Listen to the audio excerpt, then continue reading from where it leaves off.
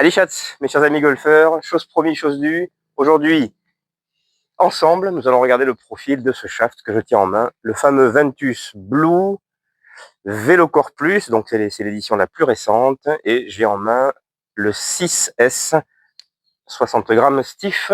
Allons à l'atelier ensemble. Pour la blague, c'est mon fils Arsène qui tient la caméra, donc je vous demande d'être indulgent si jamais, bien sûr, la caméra tremble un peu. Venez à l'atelier et nous allons mesurer.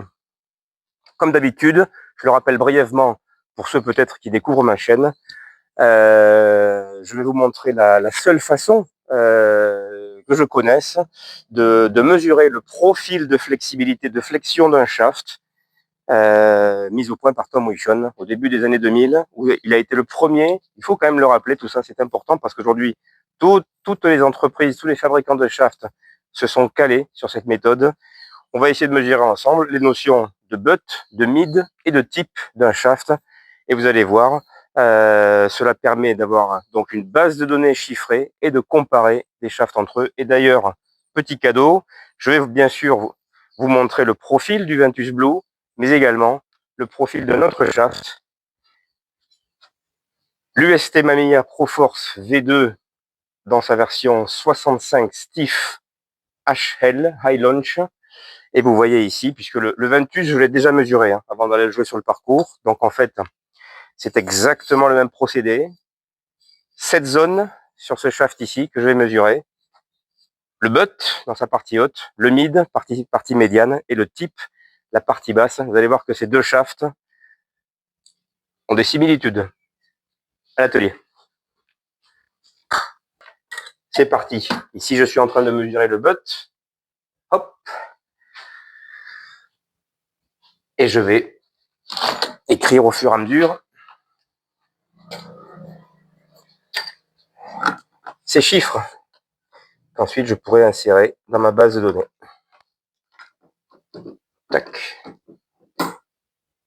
Un petit reset. Vous voyez les chiffres qui apparaissent au fur et à mesure.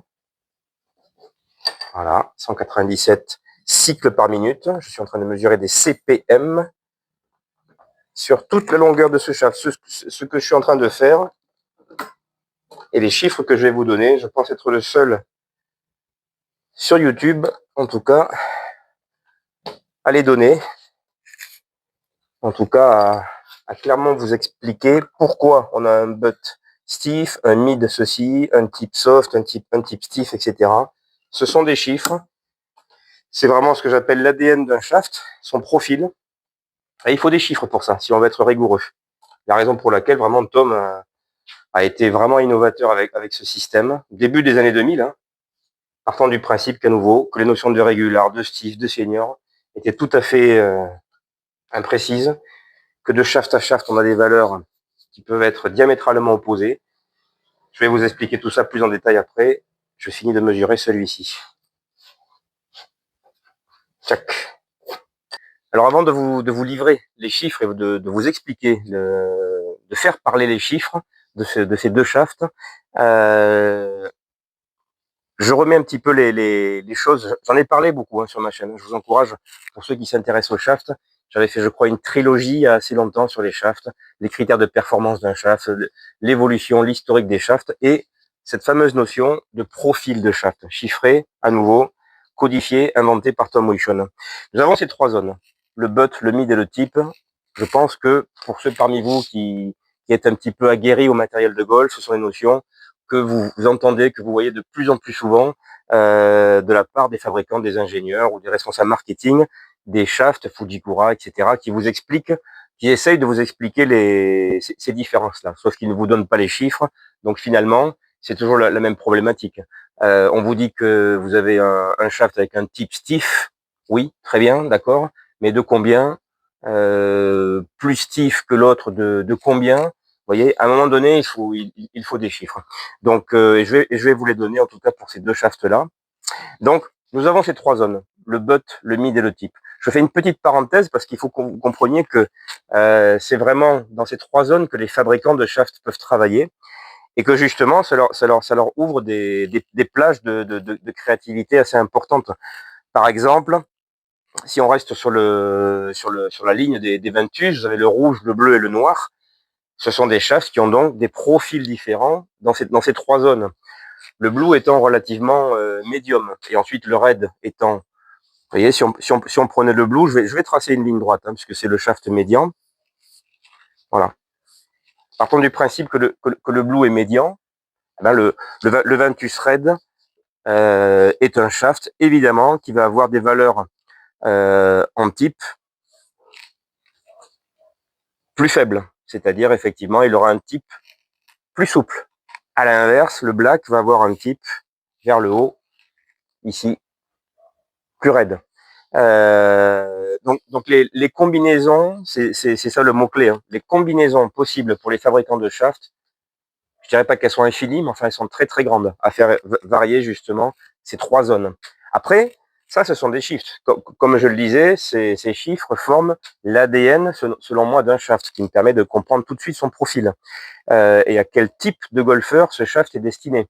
Après, il est évident qu'il y a la notion que là, pour le coup, je ne suis pas ingénieur, je ne suis pas dans la fibre du Ventus Blue VeloCore Plus.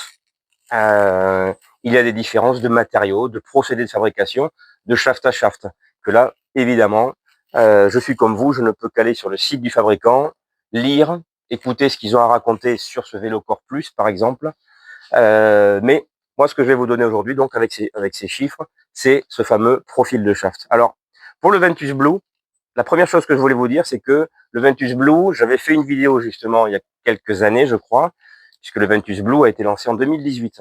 Et quand on regarde les chiffres, c'est la première chose que j'ai regardé. J'ai voulu comparer l'ancien Ventus Blue au nouveau Ventus Blue, et on se rend compte de quoi? C'est que finalement, ils ont renforcé le profil de ce shaft.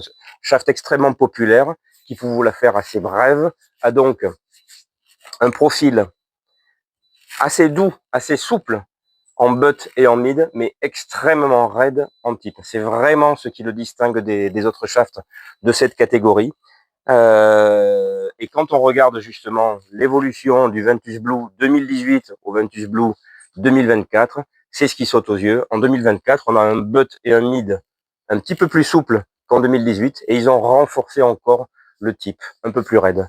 Donc ça, c'est intéressant parce que ça montre vraiment la volonté du fabricant de poursuivre la logique de profil de ce shaft. Alors les chiffres, je peux vous les donner oralement. Par exemple, sur le Ventus Blue, donc que je viens de mesurer, le nouveau Ventus Blue. Je vais essayer de le retrouver vite fait dans ma base de données parce que j'en ai tellement qu'à force je finis par les perdre. Le voilà. Donc vous voyez, le Ventus Blue VeloCore Plus, allez à la plage de chiffres suivants. Et ils seront de toute façon indiqués sur la vignette. 170, 190, 224, 270, 335, 461 et 830 en type. 830 en type. Ce 830, juste pour vous donner une image, correspond à des shafts vraiment extra stiff. Vous voyez, donc en gros, ce Ventus Blue a un profil de shaft stiff, entre guillemets, plutôt souple sur sa partie butt et mid, mais par contre, il se rapproche de shaft extra stiff en type. C'est son profil. On verra les conséquences après, rapidement. Ce qui est très intéressant, c'est maintenant de reprendre les chiffres de ce shaft qui coûte au passage beaucoup moins cher que le Ventus Blue, l'UST Mamiya ProForce V2 HL. Écoutez bien les chiffres, c'est assez surprenant, mais intéressant justement. 173, 197, 226, 267, 331, 450 et 715. Donc vous voyez que ce UST ProForce Mamiya V2 HL65 a exactement le même profil que le Ventus Blue 6S en butt et en mid. Par contre, le type est beaucoup plus souple que le Ventus Blue. Conclusion d'un type souple, c'est vraiment la zone qui va dicter le plus les notions de launch et de spin, qui sont ultra importantes sur la performance d'un shaft. Il est vendu pour un profil de shaft HL, High Launch, et c'est exactement ça. C'est effectivement un shaft stiff, mais avec sa partie basse très souple, ce qui va donc générer des balles plus hautes et un peu plus de spin. Donc ça, c'est très important. À l'inverse, le Ventus Blue a donc effectivement un type extrêmement raide, ce qui aura pour conséquence physique, j'ai envie de dire, de baisser la trajectoire de balle un petit peu, et surtout de baisser considérablement le spin, et d'avoir en tout cas un shaft extrêmement stable en bas. La raison pour laquelle je vous disais que ce shaft est spécifique et qu'il ne correspondra pas à certains golfeurs. Pour l'avoir essayé sur le parcours, par exemple à la 13, et pour avoir fait au moins 2 sauts de balle avec ce Ventus Blue, la première chose qui m'a sauté aux yeux, c'est qu'il était extrêmement difficile pour moi de faire du draw, de faire des balles de droite à gauche. Et je pense, sans me tromper, que c'est en partie lié à ce type très raide, très difficile à refermer la face de club. Par contre, oui, j'ai eu la sensation d'une très bonne dispersion, d'un shaft qui tient bien les trajectoires.